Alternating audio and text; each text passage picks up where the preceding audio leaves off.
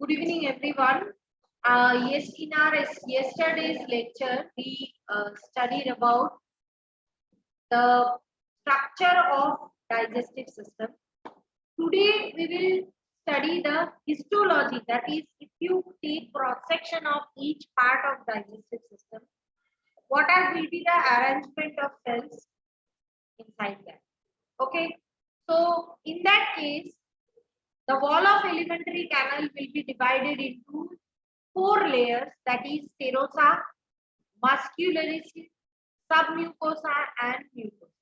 Serosa is the outermost layer. Okay. And it is made up of mesothelium. Okay. So what is mesothelium? It is the specialized epithelium of visceral organ. I told you the organs present in the thorax and abdomen region are called visceral organ. Okay. What is muscularis? It is made up of smooth muscle. You know there is a movement which is very rhythmic in digestive system for flow of the food. What that movement is called? Peristaltic movement. Okay. We cannot control this movement. हमने अभी खाना ज्यादा खा लिया फटाफट intestine move करे ऐसा नहीं होता. It will go by its own. So obviously due to this peristaltic movement, the part which is responsible for controlling it is the smooth muscle, which will not be controlled under control of us. It will be under control of the our body's autonomous nervous system. Okay, so this muscularis layer is arranged in circular as well as longitudinal layer. Let me draw and make you understand. In a tube-like structure, peristaltic movement occurs somewhat like this. Consider there is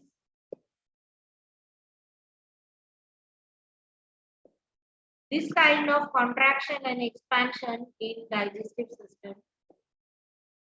Immediately afterwards, the part will be which is swelled will be contracted and the part which was contracted will swell. Understood?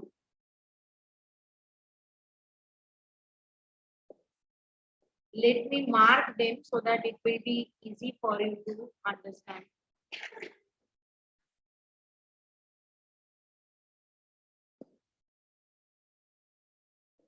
Consider this part is 1, 2, 3, 4, 5. So in this part, the one part which was swollen, this part is contracted. 2 part which was contracted is swollen. Similarly, 3 and 4. So this is the way food moves ahead. Understood? The part which is squeezed now will be open and the part which was not squeezed will be squeezed. So during this peristaltic movement, the muscle cannot be only circular muscle. So if you take cross section of a tube, the muscle will be arranged not only in the circular parameter, it will be arranged in the longitudinal structure also. Okay, so that the length of the longitudinal muscle will adjust the length of the digestive tract. That means it can get short and expanded. And what is the role of circular muscle? It will adjust the diameter of the digestive. Understood the role of longitudinal and circular muscle? Is it clear to all? Yes.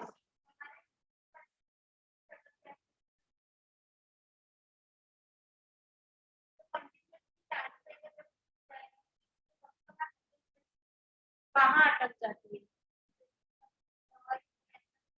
वो intestine में अटक जाती है.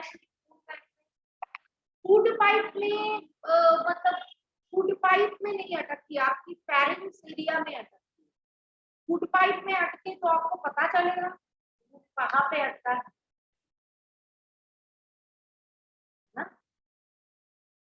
आपके गले में अटक, that is choking at the moment, unless and until it is going to windpipe. I told you exactly yesterday that epiglottis is supposed to cover the windpipe. If it is not covering, then it will be hazardous for the person.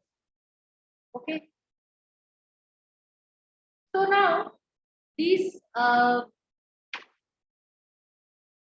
muscularis layer is very important. Below the muscularis layer, there will be submucosal layer. Matlab, if you take a cross section of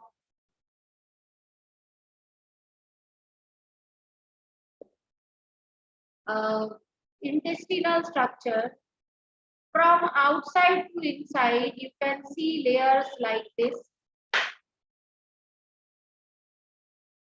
Outside this green layer will be serosal layer, which is forming the covering. Then there will be muscular layer, that is the muscularis. Inside muscularis, there will be submucosal layer, the brown one, and inside brown one there will be this. Here in this diagram, for the sake of description, I drawn the like layers very thick and lumen very short, but it's not like that. The layer is of very thin layer, not very thin, it is thinner compared to this, and it has a broad lumen, that is gap in between where digestion takes place. Okay, but these four layers are there. From outside to inside, you have to remember serosa, muscularis, submucosa, mucosa. We will study cilia in digestive system.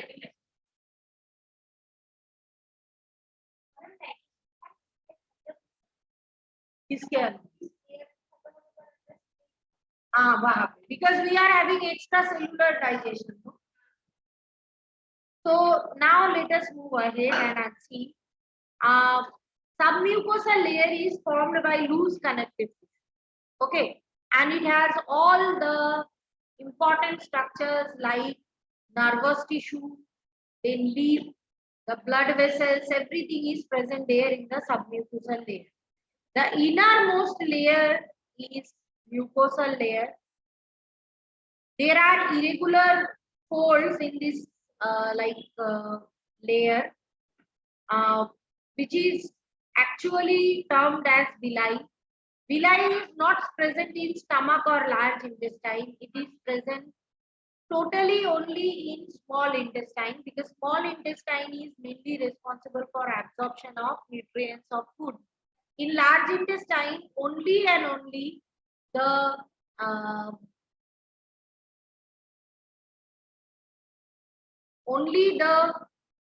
water and a few minerals get so these finger-like folding are exclusive to the intestine. The villi will have macroscopic and macroscopic villi is there. That means I wish to say it like this. If you see, each villi itself is folded like this. Can you see the drawing? There is further infolding in the surface of villi. So which will increase the surface area into many folds. It will increase the surface area into many folds. Okay. Now, these cell lining or villi actually produce microscopic microvilli with brushed border. So they, if you have seen the bottle cleaning brush, it has similar kind of appearance. Macrovilli is this big one. Let me tell you, this is the macrovilli, and these numerous structures which are present here are called microvilli.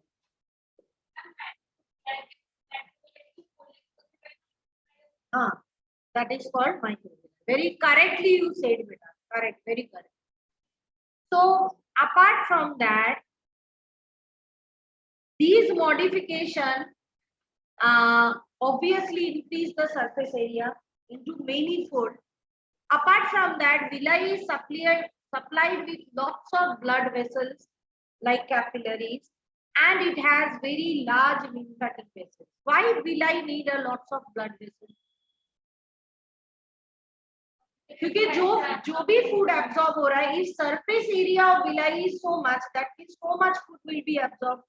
So all food should be immediately removed, so that villi is again free for the further absorption. So that's why it is rich in capillaries and lymph vessels. This lymph vessel is called lacteal. It is called lacteal. Now, the mucosal epithelium has goblet cells. These are single cell secretory cells which are responsible for secretion of mucus. Mucus is present in the food everywhere. In mouth, in our saliva, there is amount of mucus. This mucus will make the food slippery, so that fluid can easily move via peristaltic to the further part. Okay. Now, yes, beta.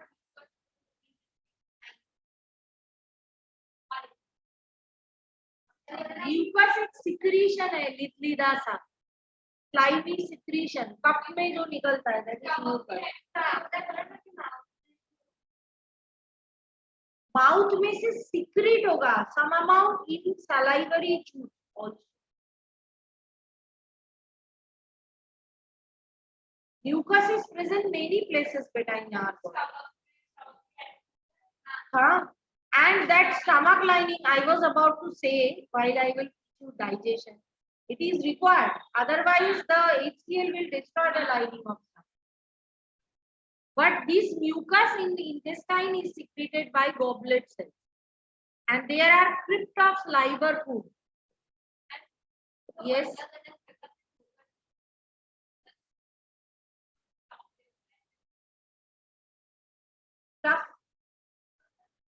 Cells. So there are crypt of liver pool. Where crypt of liver pool is present, consider if you see that this is one villi and this is another villi. In between these two villi, this valley region will have the cell, group of cells called crypt of liver pool. So very I always remember because it's a nice name. So they are also responsible for secretion of mucus. Crypt of liver pool.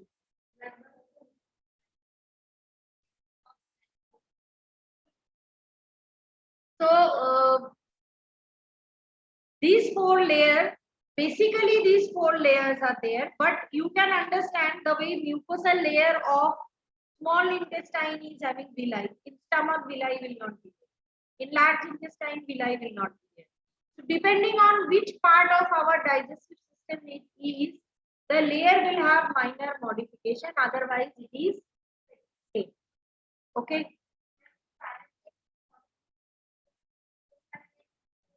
नहीं क्यों muscularis में भी हो सकता है ना, stomach is more muscular than intestine.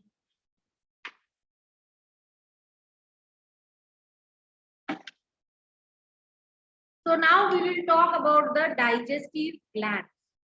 So different digestive glands which are associated with alimentary canal is starting with the salivary gland, whose presence we always feel when mama is creating good food. मुंह में पानी आ जाता है, वो पानी saliva ही है. So salivary glands can be parotid, submandibular, and sublingual. 6 parotid glands, 3 pairs of parotid gland is present here in our body. I will show. Parotid gland is present here, just submandibular here, and sublingual below our tongue at the back side. So you can see the location all of them are responsible for production of a juice called salivary juice. Okay, so now this juice that is called salivary juice has what? It is slightly acidic in nature. It doesn't have any protein or lipid digestive enzyme, but it has carbohydrate digestive enzyme called thiolene. Thiolene spelling you be careful. P thiolene होता है, P is silent. Or it has another name which is called salivary amylase. दो enzyme नहीं है, उसी का एक कोई यही नाम. Both the names are there for the same enzyme. Okay, so be aware of the thiolene spelling. Now, who is controlling the secretion of saliva? Someone need to control salivary gland also. It's an autonomic reflex. There is parasympathetic and sympathetic part, which is autonomously control the secretion of salivary gland. Okay. No must.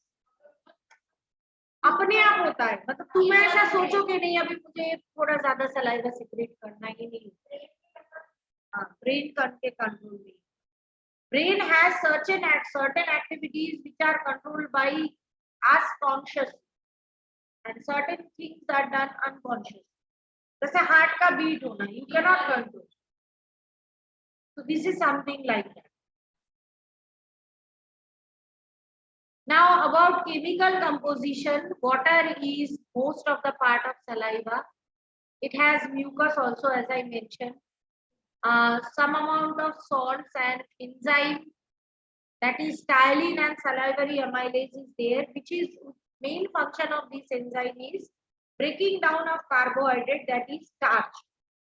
इसीलिए हम जब चावल खाते हैं मीठा एक test आता है, because it will break down starch into erythrodextrin and maltose. I will teach you the digestion process, that I will teach you separately. Salivary gland to moisten the food, to bind the food, to make a what I can say, bolus. Food का bolus. Ball बनता नहीं है, वो जो एक मतलब निवाला बनता है, that is called bolus. Apart from that, lysozyme is there. Lysozyme's role is to kill the microbes present in the food up to certain extent.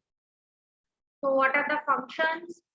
In salivary juice, starch will be broken down into maltose and isomaltose and limited dextrin. This is called erythrodextrin. Starch is also breaking down this into these three things by thiolene. Okay. This enzyme is also called diastase. Apart from that, lysozyme is an enzyme which kills bacteria. Can anyone tell me how it kills bacteria? Lysosome एक organelle है बेटा, ये lysozyme peptidoglycan layer को attack करता है. Very good, proud of. ठीक है. So next is gastric gland. Approximately 35 million gastric glands are there. And let me tell you, the layer of stomach is the fastest destroying layer in our body. Every day, millions of cells of stomach are dying, and millions of cells of stomach are produced because it has acid.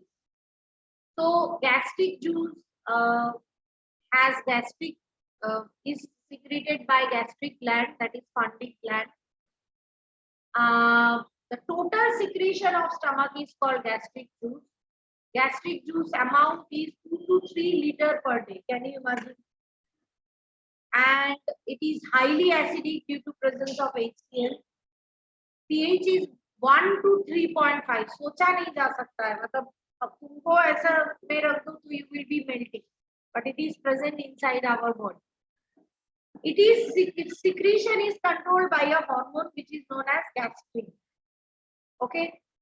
In hormone chapter, we will see how gastrin hormone, what is its role.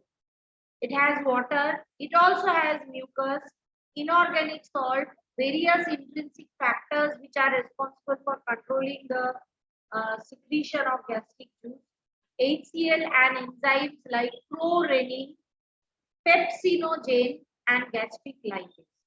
Now, what like these things do? First of all, tyalin is an enzyme which can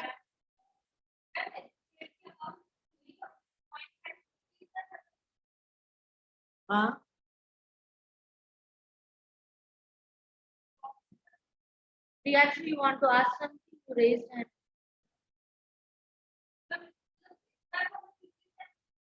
Concentrated acid नहीं होते बेटा?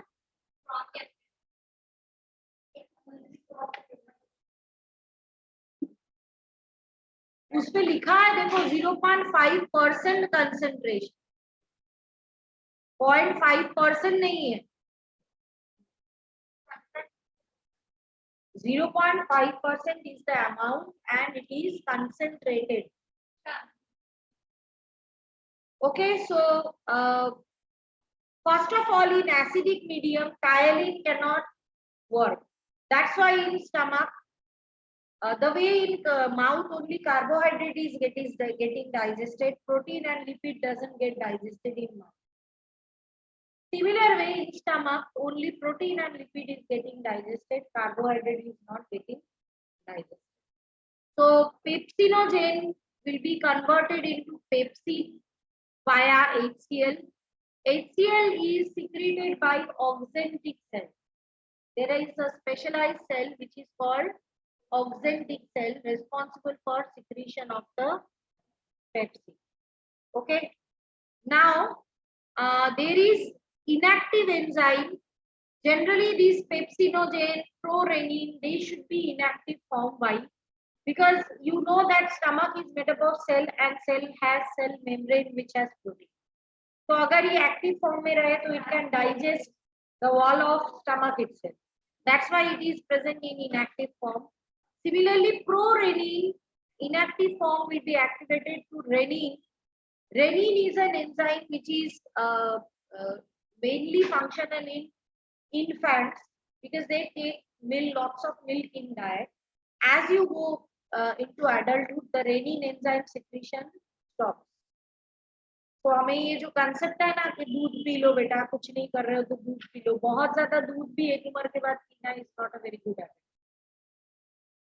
Okay, in fact human के अलावा कोई भी दूसरे animal का जो बच्चा है वो एक एज के बाद दूध नहीं पीता, सिर्फ हम ही पीते हैं, तो डाइजेशन प्रॉपर नहीं होगा. Milk has a like carbohydrate called lactose. It has protein, specialized protein, which cannot be digested. Now, proteins will be intolerance होता है, नहीं होता है, उनमें तो कभी भी डाइजेस्ट नहीं होता, बचपन में भी नहीं.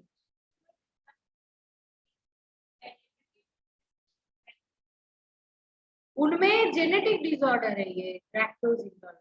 लैक्टोज को ग्लूकोज और गैलेक्टोज में ब्रेक डाउन करने वाली जो एंजाइम है दैट इज कॉल्ड लैक्टेज, वो प्रोड्यूस ही नहीं, कहाँ से डाइजेस्ट करें. So proteins will be broken down into polypeptide and oligopeptides. Oligopeptide means जिसमें 2 to 8 amino acids रहें. Via pepsin, casein, which is the soluble milk protein, renin will digest it into para-caseinate in presence of calcium ion, and lipids present there. There is gastric lipase which will be for breaking it down into triglyceride and monoglyceride. We will learn up to this only today. Next day we will continue with the intestinal gland. So I hope today in test you people come to know so many mistakes of yours, so many misconceptions. Kindly save these test papers and mark the answer key in the question paper so that next time when you are solving, you are not repeating the same. Okay. So bye. Bye.